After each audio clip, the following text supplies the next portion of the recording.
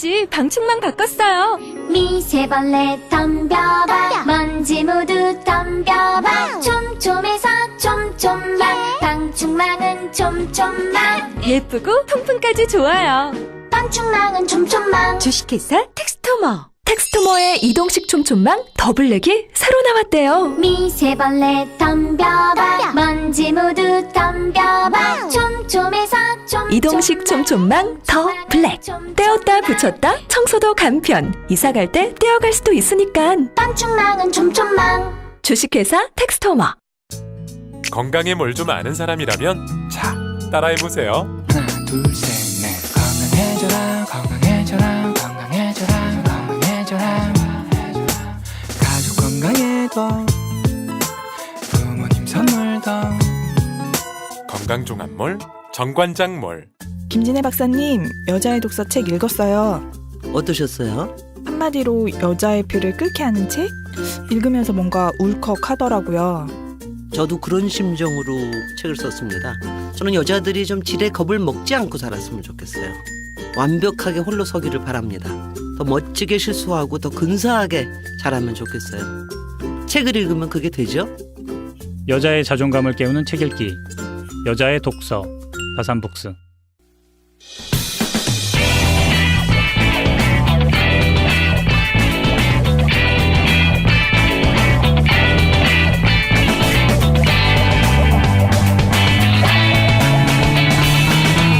김어준의 뉴스공장.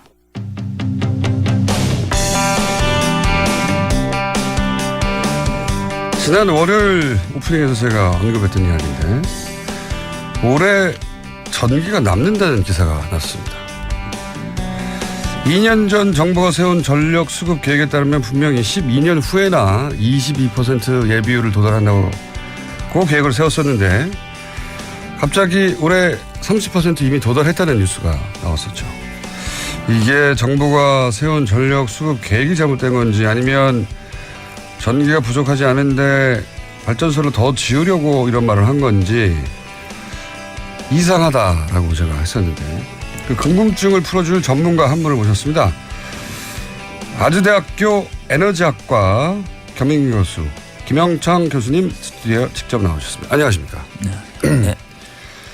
이 분야는 전문가가 도대체 어딘지 잘 모르겠고 그리고 기사를 봐도 도대체 이 기사가 맞는지 틀린지 감수할 수도 없고 저희가 전문가가 아니다 보니까 그런데 이제 교수님을 저희가 모신 이유는 저희가 이제 프로필을 봤더니 굉장히 현장 경험이 풍부하신 제가 잠깐 소개해드리겠습니다. 서울대 전기공학과를 졸업하시고 석박사 하시고 한국전력 한국전력 알아야죠. 한국전력에서 30년간 근무하셨고 그리고 전력거래소 전력거래소가 뭔지도 좀 이따 제가 여쭤보겠습니다. 공개소 상임이사를 하셨고 현재는 국제원자력기구 그 유명한 IAEA 컨설턴트로 활동하고 있습니다. 이 정도면 뭐 이력으로는 이 이상이 있을 수 없다. 한전에 계셨을 때는 어떤 일을 하셨습니까, 교수님? 네, 저는 한전에 30년 근무하면서 주로 발전소 건설 계획을 하는 이론적인 그 컴퓨터 모델과 장기 경영 계획 그리고 전력산업 구조 개편을 담당했습니다. 그리고 전력산업 구조 개편이 된 이후에는 그 전력거래소의 상임이사를 담당하면서 미래 경쟁시장 설계를 담당했습니다. 교수님은 잘 모르시겠지만 저는 한 3년 전부터 교수님을 혼자서 주목하고 있습니다. 왜 제가 교수님을 눈여겨 봤었냐면 2년 전인가요? 그 국감 때 국감 때 나오셔가지고 언론 보도도 거의 안 됐어요. 근데 제가 관심 있는 사안이라 봤는데 국감 때 과장해서 발전소를 많이 지었다 이런 증언을 하신 적이 있죠. 네. 있습니다. 그런 얘기 제가 처음 들어봤거든요. 그러니까 발전소를 그러면 이때까지는 전기가 항상 부족하다. 폭염 때문에 피크치가 올라갔는데 예비율이 뭐 한 자릿수 떨어져서 큰일 났다. 그러면서 발전소 많이 지어야 된다. 혹은 뭐 전기 아껴야 된다는 얘기만 듣다가 어떤 전문가가 나와서 갑자기 발전소 필요 이상으로 많이 지었다는 얘기를 국감에서 하시는 거예요. 그때 그런 말씀 하신 적 있죠? 네. 예. 그러면서 저분은 남들 안 하는 얘기를 해서 고생이 많으시겠구나. 맞습니다. 언제 한번 제가 꼭 만나뵈야지 했는데 예.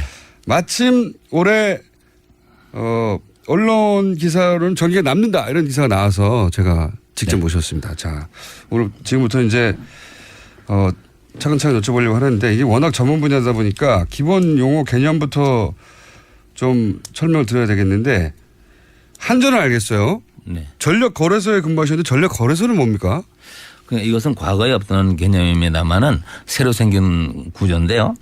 원래 과거에 있던 한전을 예. 발전자 회사를 6개로 나누면서 그 중간에 전력을 거래하고 그에 따른 가격을 결정해주고 전기요금을 정산해주는 그런 기능을 갖기 위해서 한전 내부에서의 전력 시스템을 운용하는 조직을 전력거래소라고 명칭을 붙여서 독립시키면서 예.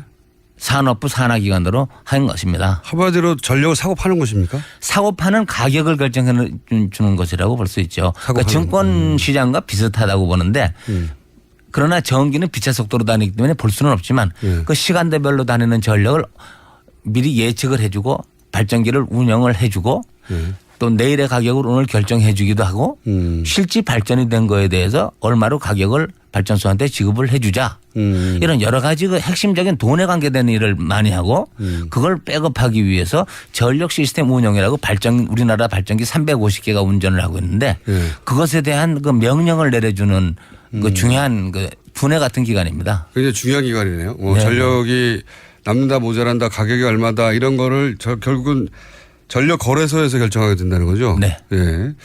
한 가지 더 붙인다면은 예. 전력거래소가 지금 현재 미래 발전소 건설하는 전력 수급 계획까지 담당하니까 계획과 전력 시스템 운용을 양자를 다 담당하고 있는. 굉장히 상태입니다. 중요한 곳이네요. 네. 가격도 결정하고 네. 지금 전기가 모자라니까 발전소를 더 지어야 되겠다는 그런 것도 하고. 거기도 하고 네. 굉장히 중요한 기관인데 예, 예. 일반인은 모르는 곳입니다. 하여튼 전력 거래소라는 것이 있고 네.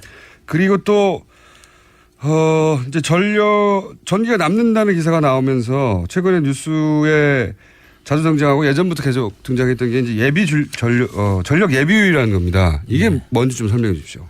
그러니까 전기는 좀 어려운 얘기, 눈에 안 보이기 때문에 어려운 것입니다만 하여간 전력을 사용하는 매초당 에너지와 예. 전력을 공급하는 측의 매초당 에너지가 예. 항상 일체의 주파수가 유지되고 기술적으로 공장이 돌아가는 거 전기를 쓸 수 있는 것입니다 우리가. 근데 수요가 매 순간 변화하기 때문에 전기는 그렇죠. 누가 얼마를 쓸지 모르니까. 우리는 한전에 신고하고 전기를 쓰는 게 아니라 내 마음대로 스위치를 그렇죠. 5천만이 내 마음대로 전기를 쓰지 예. 지시를 받고 허가를 받는 게 아니고 그렇죠. 쓰기 때문에 그것을 계속 변화하는 것을 발전 설비들이 따라서 공급을 빛의 속도로 해줘야 되고 네. 빛의 속도로 안 할 때 주파수가 떨어질 것이고 뭐 이런 일을 하도록 거래소가 그 컴퓨터 시스템을 운영해가고 도와주면서 이 일을 하는 것인데 예비 전력이라는 것은 얼마나 발전기 설비를 여유를 갖고 운전하느냐 그 여유분을 예비력이라고 그럽니다. 그러면 예를 들어서 제가 잘 이해했나 봐주십시오. 전력이 그 최대 피크 얘기 나올 최대 피크라는 건 이해했습니다. 그러니까 제일 많이 쓸 때. 오늘의 최대 피크, 예, 또 오늘. 내년의 최대 피크 이렇게 얘기할 수 있겠죠. 예. 뭐 그래서 올해 최대 피크가 뭐 얼마가 나왔는데 네. 거기서부터 예비율이 한 자리로 떨어졌다 네. 이렇게들 기사가 많이 나오는데 네. 그런 얘기는 최대로 많이 쓸 때 대비해서 그럼에도 불구하고 여전히 남아 있는 그 예비되어 있는 전기 비율 이런 네. 겁니까? 그런 걸 말합니다. 자, 예비율은 그런 겁니다. 네. 자, 그런데 올해 작년만 하더라도 작년에도 분명히 폭염 때문에 한 자릿수로 예비율이 떨어져서 에어컨을 켜고 문을 연 가게들을 단속해야 된다 이런 기사가 막 났었거든요. 네네. 예, 그럼 거의 매년 있는 건데 그러면 블랙아웃 얘기 나오고 블랙아웃이라는 건 이제 정전이 된다는 거죠. 예. 네. 그런 얘기가 나와서 항상 여름에는 에어컨 아껴 써야 되는 거구나. 전기 요금 때문에도 그렇지만 국가적으로 항상 조심해야 된다 이런 뉴스만 보다가 올해 갑자기 전기가 크게 남아돈다 이러고 있어요. 제가 네네. 이게 너무 이상해가지고 예. 게다가 불과 2년 전에 세운 계획상 2029년에 가야 22% 예비율에 도달해야 한다고 그랬는데 그런데 올해 벌써 30%가 넘는다. 네네. 이런 기사가 났고 근데 제가 이해가 안 가는 건 발전소는 2년 만에 지을 수가 없는 건데 2년 전에 어차피 2년 후에 어떤 발전기가 가동되기 시작할 건지 다 알았을 텐데 이 수급 계획을 어떻게 세웠길래 갑자기 이렇게 되는가 이해가 안 가는 거죠. 왜 이런 일이 벌어진 겁니까? 그러니까 수급 계획은 대부분 현재를 하는 게 아니라 미래 발전기를 5년 10년을 바라보고 전력수를 예측하고 나서 그렇죠. 거기에 필요해서 예비력을 더해서 발전소를 짓는데 예. 거기서 사실상 그럼 미래 5, 6년 후에가 지금 예측한 대로 수요가 나타나느냐? 예. 지금 예측한 것보다 더 낮게 나타나면은 그 당시 5년 후에 가면 그때 예비력이 너무 남게 되는 것이고 그렇죠. 또 전력 수요가 이렇게밖에 성장 안 할 것이라고 해서 예비력을 정확하게 갖춰서 해놨는데 전력 수요가 올라간다 그러면은 그때 5년 후에 문제가 될 것이라고 생각하는데 네. 지금의 오늘은 과거에 5, 6년 전에 이 의사결정이 지금 현재 나타난 것이지 오늘 원하는 건 아니죠. 예. 그래서 오늘 원하는 것이 아니지만 올해 전기가 발전 설비가 남을 수도 있고 모자랄 수도 있는데 올해는 그것이 많이 남는다 이렇게 생각을 하는 것입니다. 그렇죠. 많이 남는다. 네. 그런데 제가 이해가 안 가는 것은 이게 뭐 10년 예측이 틀렸으면 모르겠는데 네. 불과 2년 전 예측이 이렇게까지 틀릴 수가 있는가. 그리고 갑자기 올 여름부터 이럴 수가 있는가. 그러니까 뭐가 잘못된 겁니까? 그 말씀은 맞는 것이고요. 제가 네. 조금 아까 말씀드린 거는 발전소를 건설하기 위한 장기 계획에서의 예측을 말씀드렸고 작년이나 올해는 나타나는 결과인데 이것은 아직까지는 현재 많다고 보는 쪽입니다. 뭐 정확한 자가라는 건 어려운 얘기지만 네. 많다고 보는 쪽인데 네. 남는다 한마디로. 많다고 하는데 네. 그 남는다 모자란다를 표현하고 뭐 500만이 있어야 된다. 한 자리 수고 예비력이 있어야 된다. 이거 자체는 제가 보기에는 좀 과장되고 주먹구구 계산이라고 보는 것입니다. 계산 자체가 주먹구구입니까? 계산 자체는 표현 방법이 주먹구구고 예. 그렇게 많이 갖고 있는 것도 주먹구구입니다. 예를 들어서 우리가 미래 발전소를 건설할 때 6년 후에 전력 수요가 이러니까 발전 설비를 얼마큼 지어야 된다고 얘기할 때 뭐 예. 15%나 20%가 있으면 되겠죠. 이렇게 얘기하고 발전소를 지어놨습니다. 네. 그럼 5년 후에 와서 당해볼 때에 그때는 5년 후에 연간 피크를 예. 5년 전에 결정한 발전 설비로 겨우 아슬아슬하게 넘기는 게 가장 효과적인 거지. 예. 5년 후에 많이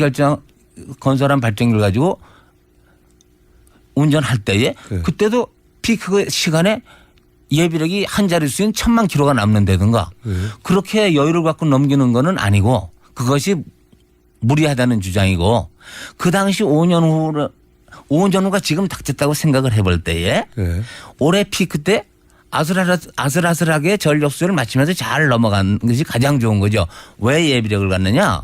발전기는 고장도 나고 날씨도 바뀌고 여러 가지 하기 때문에 불확실한 거에 대해서 대응을 하는 건데 불확실한 설비를 가지고 대응을 해왔는데 올해가 5, 6년 전에 본 현실이 올해 나타나는 거 아닙니까? 예. 그럼 올해 피크 때는 발전기를 가지고 전력수요를 아슬아슬하게 잘 공급하면 되는 거지 잘 공급하고도 1000만 킬로가 남았다. 아하. 그거 자체는 설명이 안 되는 것이죠. 자, 그러면 제가 잘 이해해 봐주십시오. 지금 네. 교수님이 열심히 설명하고 있는데 이게 잘 이해가 안 돼서 제가 잘 이해했나 네. 봐주십시오. 워낙 전문 분야라. 교수님 말씀은 뭐 한 자릿수다. 뭐 20%가 남아야 된다. 네. 이런 수치 자체가 주먹구구라는 거죠. 그 표현 자체가 주먹구구라는 그러니까 것입니다. 지금 언론에서는 한 자릿수로 떨어지면 크게 위험하다고 하는데 네. 뭐가 위험하냐. 아니 뭐가 위험한지를 얘기를 해야죠. 그냥 위험하다고 얘기하고 수급 대란이라고 얘기하는 것은 네. 어처구니가 없는 얘기죠. 국민들이 모르니까 그냥 따라가려는 얘기인지. 그렇죠. 지금까지는 예비력이 예를 들어서 작년에 뭐 9점 몇 %였는데 네. 한 자릿수로 떨어지니까 큰일 났다 이런 식의 보도가 많았는데 네. 첫 번째 교수님 지적한 것은 한 자릿수 떨어지면 9%대가 왜 위험한지 설명이 없지 않느냐. 네. 교수님 보기에는 9% 위험하지 않다 이렇게 보시는 거죠. 그럼요. 1000만 킬로가 남아 있는데 무엇이 위험한지를 오늘 전력을 처음 공급하는데 듣는 이야기입니다. 오늘 전력을 공급하는데 예. 갑자기 전력 수요가 1000만이 증가하느냐 이겁니다. 그거를 다 예비를 해야 된다면은 예. 5년 전에 예. 오늘의 수요에다 1000만을 더해가지고 확실하게 하도록 발전기를 훨씬 더 지었어야죠. 그렇지도 않고 지금 와서 피크 때 여름에 1000만 킬로의 예비력이 한 자릿수가 아니면 불안하다. 그러면 9%라 그러더라도 1억 킬로의 9%면 1000만 킬로거든요. 그런 것을 우리가 1년에 하나도 안 쓰는 1000만 킬로를 1년 내에 가져야 되느냐. 예비력에 속하는 1000만 킬로의 발전기는 1년 내내 발전을 한 번도 안 합니다. 왜냐. 여름 이외에 다른 데는 수요가 낮기 때문에 근데 일 안 한다. 그럼 우리가 자동차로 지어놓고 노는 거예요? 수요도 없이 놀죠. 예비력인데 어떻게 발전을 합니까? 그냥 대기하고 있는 거죠. 쓸데없는 발전소를 지은 거네요? 그렇죠. 그럼 그 돈을 누가 냅니까? 국민들이 내죠. 네. 알지도 못하고 내는 거죠. 마구 이해가려고 그럽니다. 자, 네. 그럼 두 가지. 지금 교수님 주장의 핵심은 9%가 왜 위험한지 설명이 없다. 네. 9%가 왜 위험한지 설명도 없으면서 한 자릿수는 위험하다고 주장하고 있다. 네. 첫 번째. 두 번째는 그렇게 해서 예측하는 것. 앞으로 뭐 20%가 될 거고 뭐 15%가 될 거고 이런 예측도 엉터리다라는 거잖아요. 네. 그다음에 네. 예측이 엉터리면 그다음에 발전소 건설 계획을 하는 사람도 전력거래소. 예. 운영을 하는 사람은 모자라다는 기관도 전력거래소다. 네. 그러면 이사장은 자기 밑에 건설을 계획을 해서 예비력을 계획하는 사람도 자기 부하. 예. 시스템을 운영하는 사람도 자기 부하인데 예. 옆에 조직에서 그러면은 그렇게 1000만 킬로 예비력이 남도록 발전소 건설을 안 했느냐고 야단을 쳐야죠. 그렇죠. 그렇죠. 그거는 또 가만두고 국민한테 모자란다고 전기 절전하라고 그러고 더운 여름에 뭐 못하게 하고 온갖 이상한 홍보를 해가지고 불안감을 조성하면서 만약 이사장이 됐으면 책임을 진다면은 둘 중에 하나는 책임을 져야죠. 자, 그럼 이렇게 해서 여쭤볼게요. 지금 말씀 듣다 보면 예측도 엉터리고 예비력이 한 자릿수, 한 자릿수면 위험하다는 것도 근거가 없다고 말씀하셨는데 이게 이제 다른 사람이 얘기하면 모르겠지만 지금 전공학자로 30년간 해당 기관과 또 전력거래소에서 근무하셨으니까 네. 제가 굉장히 신뢰도 높게 받아들이고 있는데 그러면 이런 것도 가능한 거 아닙니까? 그게 아마 2년 전 말씀이신 것 같은데 예측도 엉터리고 예비력이 한 자리 쓰면 왜 위험한지도 엉터리라고 하면 거꾸로 발전소를 더 많이 짓기 위해서 엉터리 예측을 하고 그 예측에 맞춰서 발전소를 지어버리면 되는 거네요? 능히 그럴 수 있다는 얘기입니다. 영국에서도 그런 일이 하도 많이 나서 예. 전력 산업을 민영화하게 된 계기가 예. 영국에서도 국영으로 나라를 운영하니까 그 전력회사를 운영하니까 이 사람들이 방만하게 운영을 하면서 전력 수요를 높게 해놓고 발전소를 많이 지어서 국민들이 피해가 가니까 이거 민간 경영으로 돌려야 되겠다 얘기한 것이 영국 전력 산업의 가장 시초입니다. 아하. 그런데 국민들은 우리나라 전기 아니고 일본 전기를 쓸 수가 없고 북한 전기를 쓸 수도 없는 상황에서 네. 그 비싸지만 내라 그러면 내는 건데 그렇죠. 그걸 검토할 능력이 우리나라에 한 기관이 전력 수급과 개통 운영 시스템 운영을 하는데 그걸 조사해 볼 수 있는 전문성을 가진 사람도 있을 수 없고 조사해도 누구한테 얘기할 사람도 없고 누가 받아줍니까? 할 수 없이 전문가가 다 같은 기관에 있는데. 계획하는 사람과 운영하는 사람이 같으면서 서로 자기가 맨날 모자라다고 매년 떠드니까 그럼 누가 맞는 그러면 둘 중 한 사람이 잘못한 거 아닙니까? 이사장이 오른손은 잘못하고 왼손은 잘하고 이런 것도 아니지 않습니까? 그런데 자 거기까지 이제 기본은 이해했습니다. 네네. 기본 이해하기 힘드네요. 네네. 거기까지 이해했어요. 자 그러면 여기서 이제 발전소 로비가 있느냐 없느냐 건설회사 로비가 있느냐 없느냐는 교수님의 전문 분야가 아니니까 제껴놓고 그것도 있을 거라고 짐작은 가나. 보지 못했으니까. 예. 교수님은 발전소에 건설회사에 계셨던 게 아니니까. 네네. 근데 이제 그런 발전소를 짓는 논리가 되는 기반 수치들이나 예측이 잘못됐다고 지금 말씀하시는 거고, 그죠? 그렇죠. 그러면 이런 예비력을 계산하고 예측을 하고 하는 것이 사람이 주먹구구로 하진 않을 거 아닙니까? 주먹구구로 하는 것이 기분이 제일 좋죠. 담당자들은. 이것은 1970년대 중반까지는 손으로 했습니다. 손으로. 그다음에는 수학이 발달하고 컴퓨터가 발달하니까 당연히. 사람 생각을 가지고 미래를 시뮬레이션 해보면서 어렵죠. 이 정도 설비를 가지면 괜찮겠다. 우선 컴퓨터로 판단을 하고 돈이 최소로 되느냐도 판단을 한번 해보자. 그렇죠. 그렇게 해서 컴퓨터 모델이 이제 중반에 75년대 중반에 발달했고 한전도 재빨리 그걸 도입해서 저도 그때부터 이걸 공부를 하기 시작해서 그걸 뭐라고 그럽니까? WASP 컴퓨터 프로그램이라는 것이 있습니다. 예. 그럼 그것을 저는 1977년부터 여태까지 40년 동안을 공부를 하고 지금도 그 프로그램을 고치고 다니고 있습니다. 네. 그러나 컴퓨터 프로그램이라는 거는 엉터리 입력을 집어넣으면 엉터리 답을 나오는 것이고 그렇죠. 최적화를 하라고 하면 최적화를 할 것이고 그렇죠. 동계산을 하면 동계산을 할 것이지. 예. 자기가 자체로 판단을 못 하죠. 예. 컴퓨터가 자체 판단할 능력이 없으니까. 그렇죠. 컴퓨터 보러 넣고 환경 영향 다 고려하고 모든 사람의 주관적인 입력을 다 넣어가지고 누구나 만족할 수 있는 답을 내고 멋있는 거 내고 환경도 만족하고 다 내는 정부도 만족하고 예.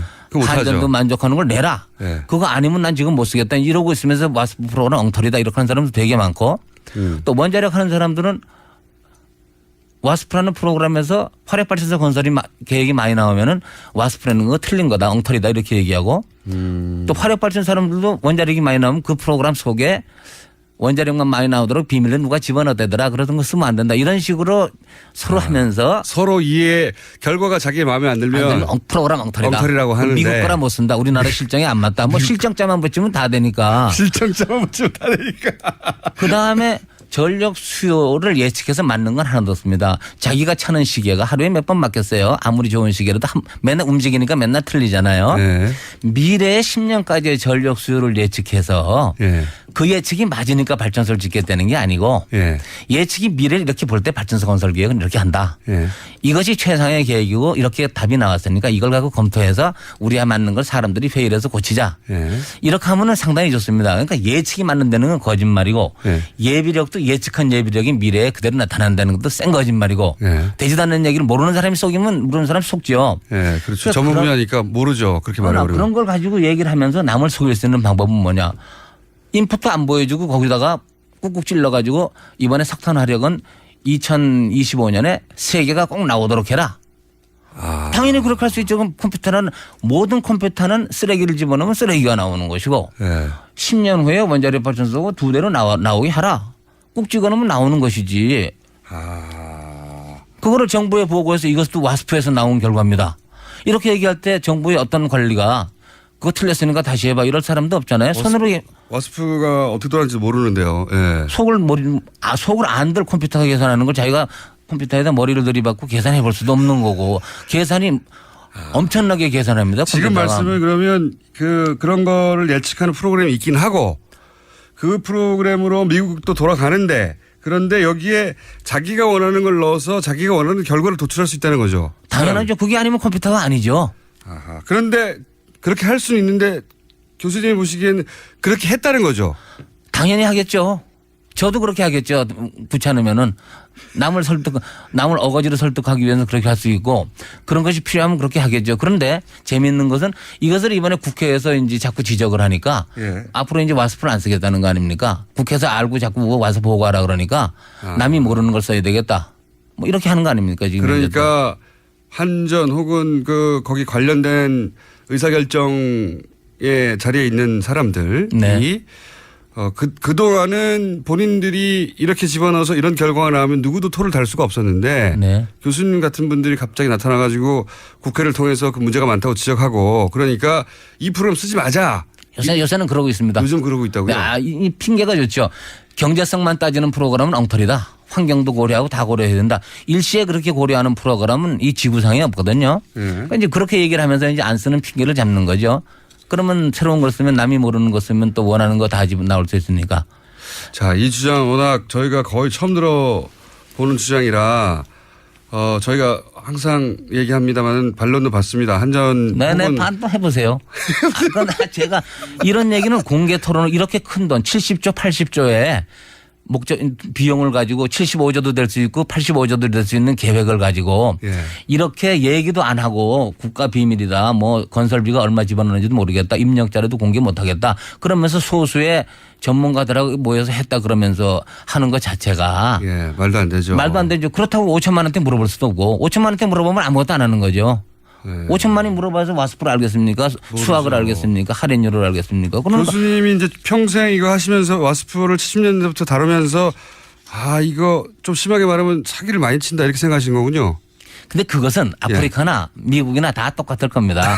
그건 사람이 모여 사는 세계에 다 똑같고 예. 그건 어디나 벗어날 수 없는 건데 그것을 가지고 나라가 선진국이라면은 얼마나 그런 내용을 전문가들 각 분야의 전문가들이 서로 솔직하게 얘기하느냐지 우리나라도 그런 위원회가 엄청나게 많이 구성되어 있고 남이 보면 꼼짝 못하게 구성이 돼 있는데 예, 실제로 아예 거기 있는 사람들이 들어가서 눈치 보지 않고 자기 마음대로 얘기하느냐 하나도 얘기 못하지 왜냐 이번에 얘기를 좀 잘못하게 되면 이 다음에 부르지 않으니까 그 전문가라는 소리를 못 듣게 되니까 그 사람은 꼼짝없이 잘하는 거라 그러고 주로 계획안을 거래소가 낼 때 심사할 때 다 맞다 그러죠. 그걸 틀렸다 그러면 되겠습니까? 그러면 예를 들어서 교수님 말씀대로 하자면 핵발전소를 더 짓는데도 예를 들어서 그런 식으로 핵발전소를 더 짓는 명분을 만들어줬을 수도 있겠네요. 그럴 수도 있죠.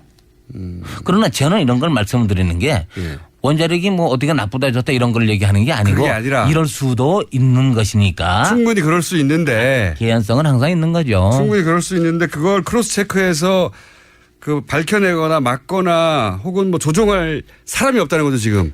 저는 알아도 힘이 없죠. 제가 혼자고 지금 이러니까 전혀 할 수가 없는데 교수님 혼자 이런 주장하시면 고초를 많이 겪으셨겠습니다. 양쪽에서 손가락질을 받는 거죠. 저는 한국전력에 다닐 때 원자력 발전소가 12개쯤 나왔으면 좋겠는데 8개만 나오면 좋다 그러면은 또 손가락질하고 뭐 이럴 때 할 수 없는 거죠. 그런데 그런 어떤 극단을 쫓겨나신 거 아니에요? 그만두신 게 아니라 쫓겨나신 거 아니에요? 한전에서? 그래도 이 구조 개편한다고 해서 제가 일이 있어서 전력거래소로 옮기고 그래도 약간 당당하게 갔죠. 약간 당당하게. 약간 당당하게 쫓겨나신 걸로 그러면. 예. 자, 벌써 시간이 25분이 다 됐습니다. 네, 기본을 이해하는데 여기까지 왔는데 네. 구체적 사안이 더 나올 것 같아서 저희가 한 번 더 모셔야 될 것 같아요. 그리고 한 번 더 모실지 두 번 더 모실지 모르겠는데 네, 좋습니다. 더 모셔야 될 것 같은데 마지막 질문 하나만 더 드릴게요. 네. EMS를 손봐야 된다라고 네. 인터뷰 들어오시기 전에 예. 말씀하셨는데 EMS가 뭔지 이해하지 못한 채 들어왔습니다. 네. 그래서 EMS 이거 문제다. 국가가 EMS 정부가 조사해야 된다고. 수사해야 됩니다. 수사해야 된다고 막 주장하셨잖아요. 근데 아무나 수사하면 안 되고 예. 가장 높은 데서 수사하지 않으면은 아마 누구도 말을 안 들을 것입니다. 청와대에서 직접 해야 된다. 네. 그렇지 않으면 절대 말 안 듣습니다. 끝까지 거짓말하고 잘하고 있다고 서로 얘기하고 교수들 다 동원해서 우리가 잘하는데 뭐냐 그러고 이렇게 그렇기 때문에 조사를 해야 된다는 것입니다. EMS를 조사해야 된다. EMS가 뭐 국산으로 EMS가 개발했다. 뭡니까, 근데? EMS라는 거는 간단하게 말씀드리면은 인천공항에서 컨트롤 센터가 있는데 예. 비행기 이착륙을 관제하는 컨트롤 센터가 있는데 거기 사람들이 일일이 눈으로 보면 구름끼면 못 보고 그렇죠. 밤에 못 보고 할 때는 컴퓨터가 자동적으로 그렇겠죠. 비행기 위치 조정하고 다 레이더로 하고 다 하는 그런 자동적인 시스템이 있다고 상상을 해 보십시오. 예. 뭐 잘하고 있겠죠 인천공항은. 그런 것을 전국에 발전기가 350개가 있고 수천 군데에서 전기를 쓰는 것을 매 6초마다도 체크하고 5분마다도 컴퓨터가 체크해서 아하. 사람이 전력을 잘 국민들에게 공급할 수 있고 사고가 나서 전력이 다 발전기가 중지하지 않도록 그러니까 전국 도와주는 컴퓨터 시스템이 패키지입니다. 아하. 그러니까 전국의 전기가 제대로 작동하고 효율적으로 움직이고 있는가를 통제하는 시스템이다. 중앙에서. 네. 근데 이 EMS가 뭐가 문제죠? EMS를 여태까지 제대로 쓴 적도 없고 이론을 이해한 적도 없고 국회에서 지적했을 때 왜 그렇게 안 쓴다고 지적하느냐 물어보지도 않고 국내에서 개발한다 그러고 개발했는데 남의 걸 뺏겼는지 안 뺏겼는지 몰래 그냥 하고 제품이 있는지 없는지 제품 검수를 제대로 했는지 아하. 또 누가 돈을 어떻게 쓰고 어디다 돈을 썼는지 민간 회사가 지금 개입한 걸로 돼 있는데 그 민간 회사에 전문가도 없는데 어떻게 세계적으로 프로그램을 개발했는지 교수들끼리 다 짜고서는 잘했다고 속이니까 근데 이것이 왜 중요하냐 그 돈을 다 개인으로 먹었는지 안 먹었는지 사진을 안 찍어서 모르는데 네. 먹어도 좋습니다. 국내에 남아 있으니까 그런데 그럼 상관없죠. 그건 좋은데 진짜 문제는 뭐냐 그러한 컴퓨터가 없다는 것이 문제입니다. 실제로는 없어요? 제가 없다고 얘기할 때 예. 못 보게 하니까 예. 얘기 안 하고 있다고 막 속이지만 예.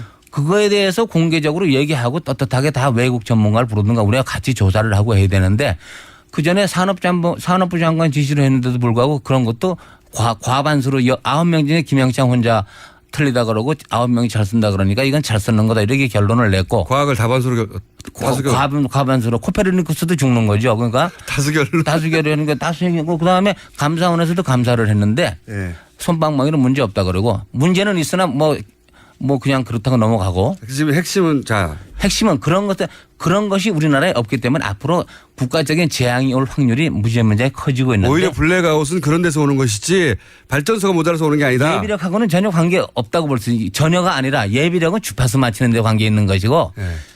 EMS가 작용하는 것은 발전소가 전개통이 무너질까 봐 예. 미국에서도 그런 일이 2번이 났으니까 예. 그런 것을 5분마다 발전기한테 출력을 제대로 지시해 가지고 아하. 그러니까 사람이 350개를 동시에 통제 못 하니까 네. 컴퓨터가 350개를 다 눈으로 보고 계산하고 다 해서 사람을 도와줘야죠. 그렇죠. 컴퓨터가 그 균형을 맞추는 걸 해야 되는데 네. 그 시스템이 있다고 주장하지만 없다. 없습니다. 제가 없다고 주장할 때 있다고 얘기하러 나와야 되고 예. 시연을 해야 되고 논리적으로 답변을 해야 되는데 외국 기관까지 불러서 거짓말도 막 하고 잘하고 있다고 거짓말도 하고 미국과 우리나라는 환경이 틀리다고 얘기하고 실정. 예.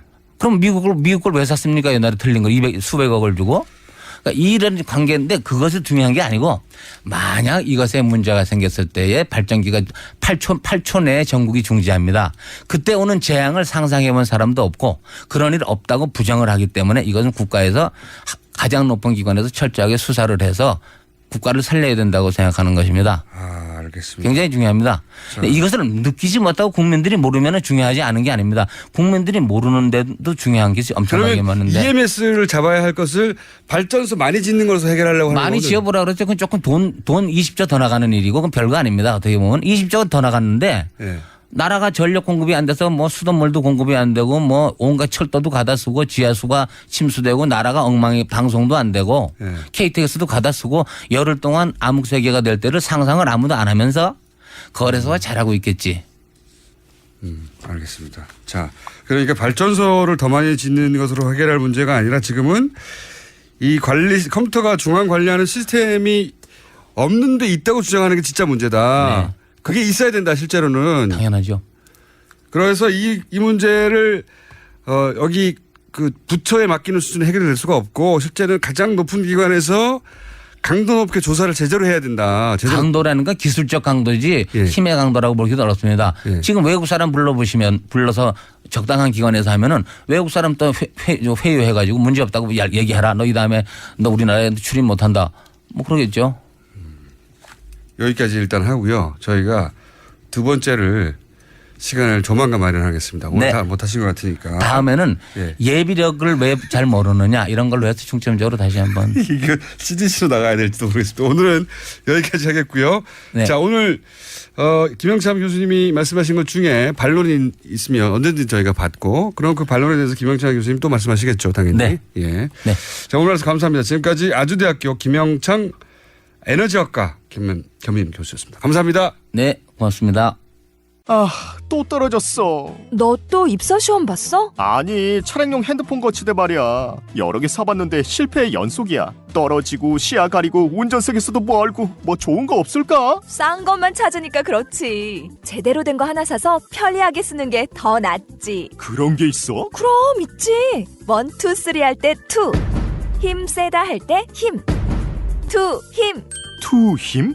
2배로 힘이 세다는 건가? 네이버 검색창에 2 힘을 검색해 보세요. 오빠, 우리 어디 가는 거야? 정수 가지. 와, 우리 말 타러 가는 거야? 그렇게 좋아? 고민하지 말고 장수로 오세요. 온 가족이 즐기는 승마 체험과 국내 최대 규모의 말역사 체험관 등 장수에는 정말 볼 것, 누릴 것들이 넘쳐난답니다. 말의 심장 소리를 직접 느껴보는 장수에서의 하룬 여행. 장수는 항상 가까이 있습니다. 주말 여행은 장수로. 승마 체험 예약은 063-350-5486. 안녕하세요. 반지 모델 아이리입니다. 아, 이상형이요? 마법사? 반지! 오빠는 마법사? 업데이트. 오빠 나랑 무슨 게임 할 거예요? 벤지. 오빠는 마법사? 업데이트.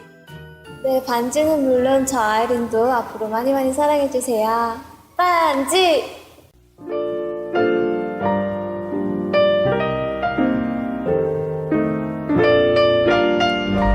자, 오늘 또 문자 많습니다. 내부자들 왜 안 하냐? 또 스위스 가셨어요, 안민석 의원이. 예. 자, 정세현 장관 문제도 많습니다. 전 장관. 네. 뭐요? 하고 저한테. 예. 너무 리얼한 대꾸에 빵 터졌다는 문자 쏟아졌고요. 방금 전 김영찬 교수님 문자도 굉장히 많네요. 예. 한 번 들으면 잊을 수 없는 목소리다. 핵사이다. 속이 시원한데 한전서 소송 들어올 것 같은데요. 등등. 그리고 공단에서 토스트 파는 사장님이 뉴스 공장을 듣고 계셔가지고 나도 모르게 친한 척 할 뻔했어요. 울산에서. 친한 척 하세요. 친한 척 하시고 그 결과를 문자로 주십시오. 소개해드리겠습니다. 여기까지 하겠습니다.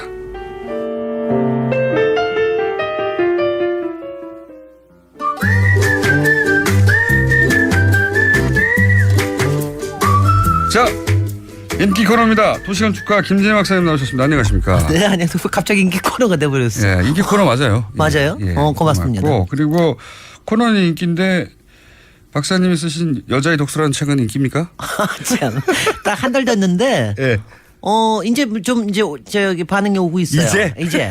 그래서 이제 지금 북토크도 지난밤에 하고 그랬는데 네. 기분이 꽤 괜찮고요. 네. 아니 저는 제목 때문에 여자의 독서. 여자의 독서 그러니까 사람들이 치 이러는 사람들도 있고 그런가 하면 굉장히 끌리는 사람도 있고. 그러니까 여성들이 읽어야 할 아니요, 꼭 독서 그렇지 목록 않고요. 이런 건가요? 아니면? 그러니까 여자 작가들 책만 가지고 썼어요. 제가 그러니까 뭐냐면 제가 제 평생 여자 작가들이 너무 홀대된다는 그런 느낌 때문에 그러니까 이제 제가 여자로서 여자들을 위해서 쓴 거죠. 그러니까 좀 독특한 시각이 있는데 남자들도 꽤 읽습니다. 특히 딸 가진 아빠. 김어준은 절대로 안 읽을 책. 네. 그런가 하면 박사님? 우리 여기 PD. 그만하시죠 이제. 아주 잘합니다. 그러니까 그러니까 괜히 물어봤네. 우리 그거 아세요? 김어준 딸 프로젝트를 해야 된다 이런 얘기들이 여성들 사이에 있습니다. 김어준 딸 프로젝트요? 네. 저를 딸로 만드는 거예요? 아니 그건 해석을 해보십시오. 아유 필요해요. 저를 머리를 묶고 딸로 만들려고 하는 게 아닐까. 자, 지난주에 프라이부르크 굉장히 재밌었어요. 재밌기는 뭐 시작하다 말았는데. 네, 물론 오늘도 시작하다 말 것 같아요. 시간상. 오늘 네, 시작하다 말았는데 재밌는 게 그 독일에 가신 분이 프라이부르크로 행선지를 바꾸신 분들이 꽤 있고요. 네. 그게 SNS로 꽤 왔고요. 그다음에 거기 주민들도 뭐 얘기해 오시고 그리고 프라이부르크에 또 놀이터가 사실은 굉장히 유명하거든요. 근데 놀이터 얘기도 하고. 근데 오늘 짧은 시간인데 어제 지난주 못 들으신 분을 위해서 10초 버전을 요약하면 여기가 전 세계에서 가장 대표적인 탈원전 도시다. 네. 그런데 탈원전을 중앙정부에서 지시한 게 아니라 프라이부르크가 스스로 왜냐하면 그 옆에 있는 검은 숲 스바르츠발트라고 하는 유명한 거대한 검은 숲 지역에다가 원전을 지으려고 하니까 주민들이 나서가지고 안 된다. 네.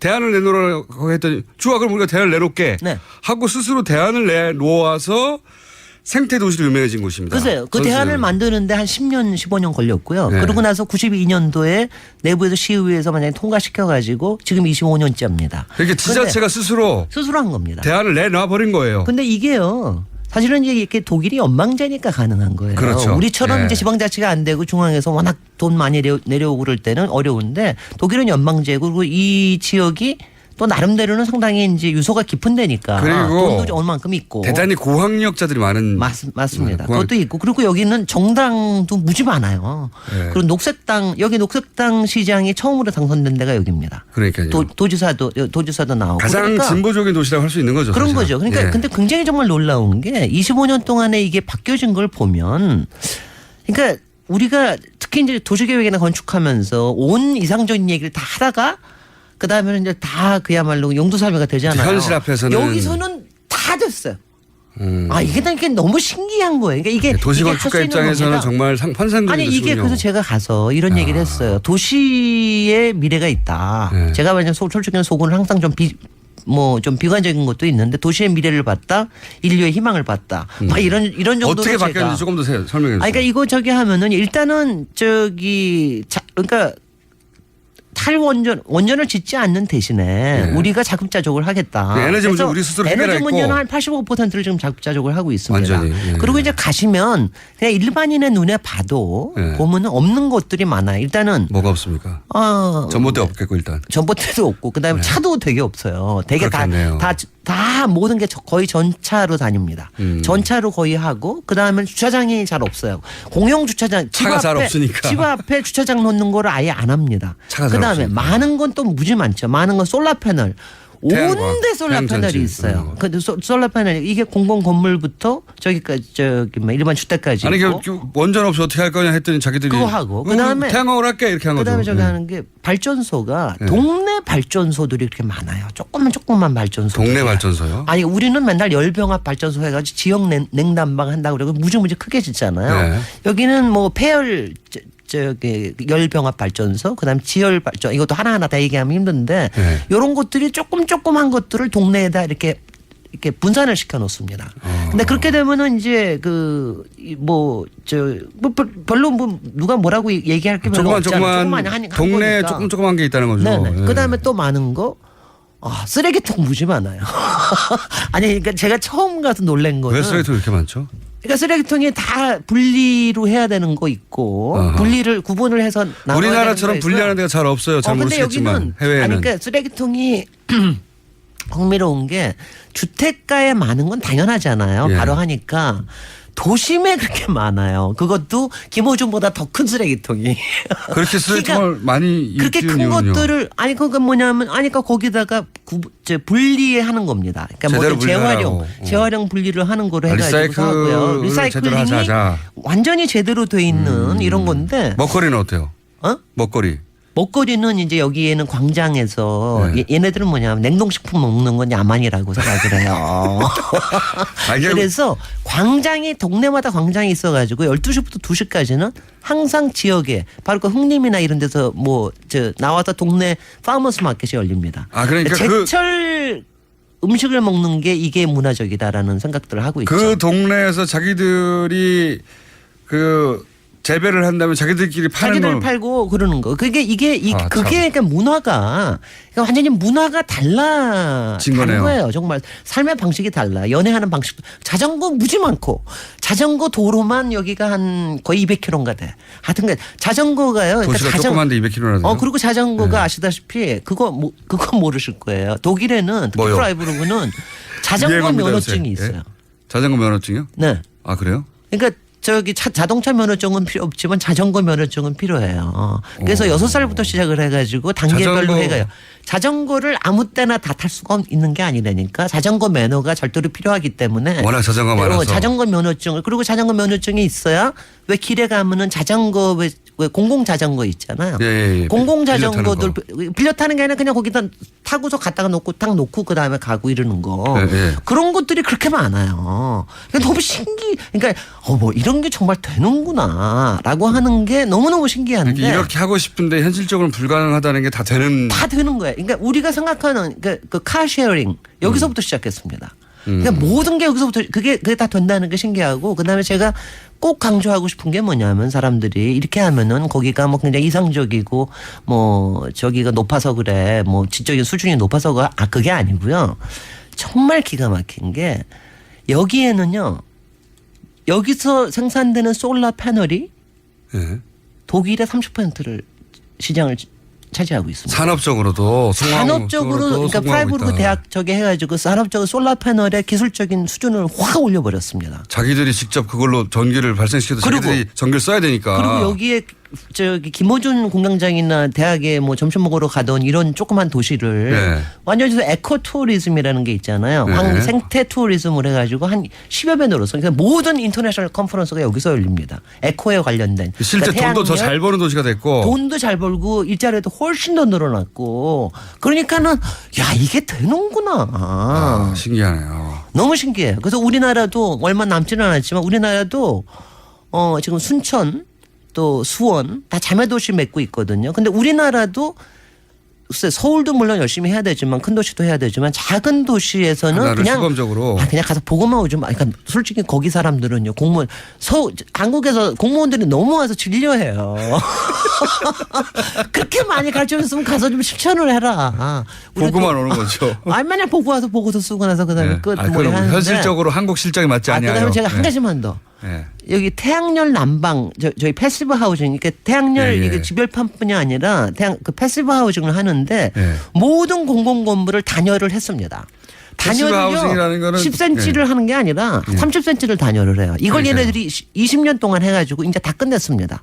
근데 어느 정도는 주택까지도 보조를 해주는데 겨울에 난방하는 날짜를요 한 열흘만 하는 경우가 많아요. 패시브하우스 설명하려면 시간이 없네요. 패시브하우스는 다음에 다시 한번 다음 주는 아니고 패시브 하우징만 따로 또 한번 하겠습니다. 이거는 근데 이거는 그만하셔야 됩니다. 김진애 박사님이었습니다. 안녕.